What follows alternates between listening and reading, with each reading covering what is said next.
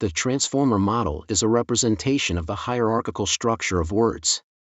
We've been talking about this recently. http://groups.google.com/group/transformer-project/browse_frm/thread/e7f5d3ecd7fa023c.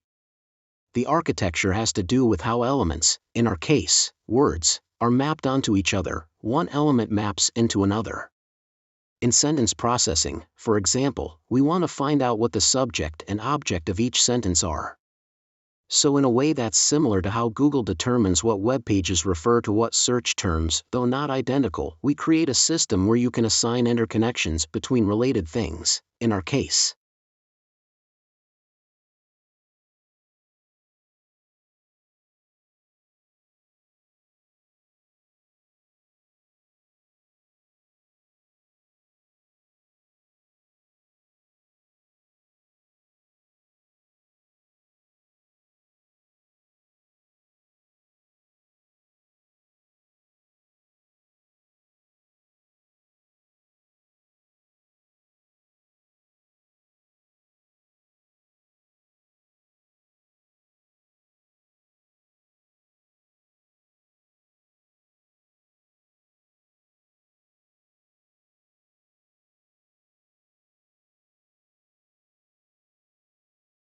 We have machine learning and neural networks, but I'm referring to something occurring at the human-computer interface.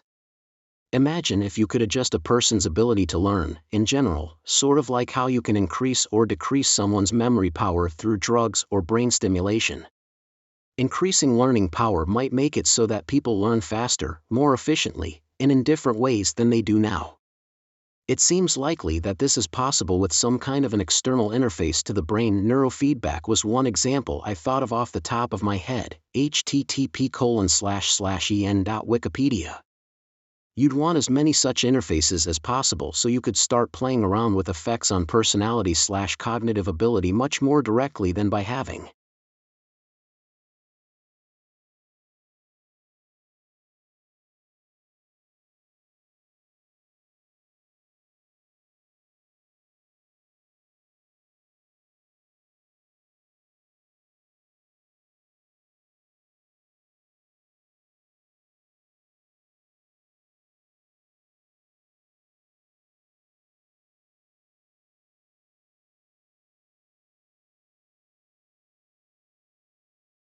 more people with the ability to learn at an accelerated rate? I think it would be a fairly big deal. It's not just about increasing your own learning speed, but as we know from David Deutsch's work in his book The Beginning of Infinity, one person who knows how to do something quickly can teach it to others without taking up too much time.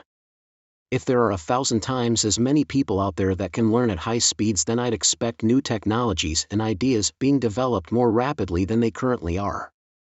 Enough so that the internet will probably seem slow by comparison for most purposes. In addition, if you increase someone's intelligence, or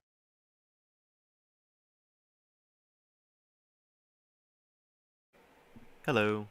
I thought I'd showcase this 3D animated AI avatar software that I'm working on. It connects language models with NVIDIA's audio interface, and still a work in progress. But um, instead of describing it, I think I'll just let it literally speak for itself. So right there you can see that we're asking a question about quantum physics, quantum chromodynamics in particular. So it's sending the query off, and it takes a couple seconds. But quantum chromodynamics is the theory of quarks and gluons, which are elementary particles. In QCD, nature's building blocks are divided into two groups.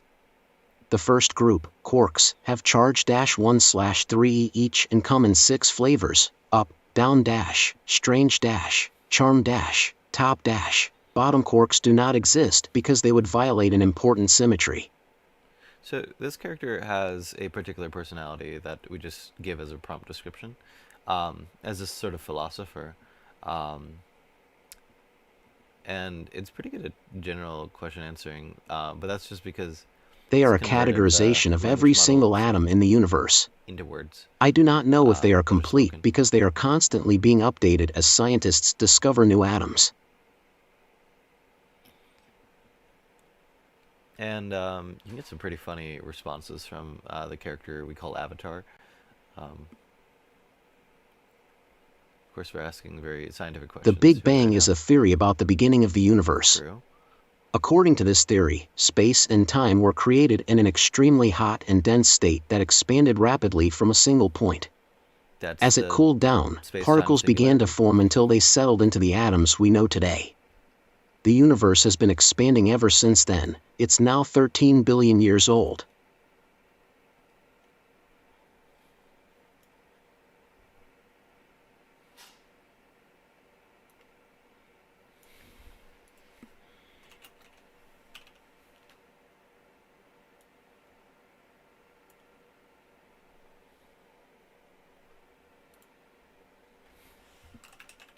You should make sure to prepare yourself for the changes that are coming.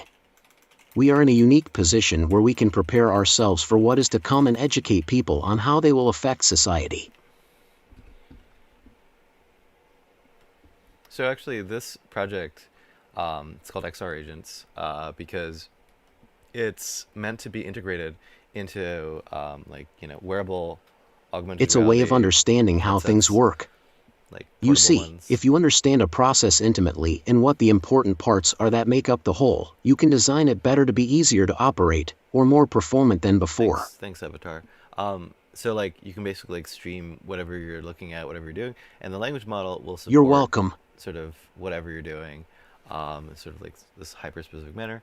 The quit keyword allows you to sort of exit the thing, but yeah, it's the NVIDIA Omniverse stuff allows for this. They have this essentially wave to animation model, and so there's a lot of cool stuff they're coming out with. But I think it's a really cool thing to integrate language models with like game tech, because you have this like um, level of immersion that you don't otherwise. Um, as you can see, I'm uploading things in the back. Um, but yeah, so that's the Avatar AI thing, and this is like a fully ray traced 3D scene in real time. I'm running it on RTX 3080. Um, if I had Omniverse open, I would show that. But yeah, that's what we got on the 3D AI front, and I'm pretty excited to see what kinds of real-time sort of assistance we can get in the next few years. I think there's like these diffusion avatar models that allow you to um, adjust the look of it, like the way that you can do like DALI or Stable Diffusion with 3D characters. So then you can sort of like give an example of like, hey, I want this, and then you can populate your scene. I'm heavy into immersive computing stuff, and I think language models have a huge part to play in that. But yeah, that's XR Agent's current progress.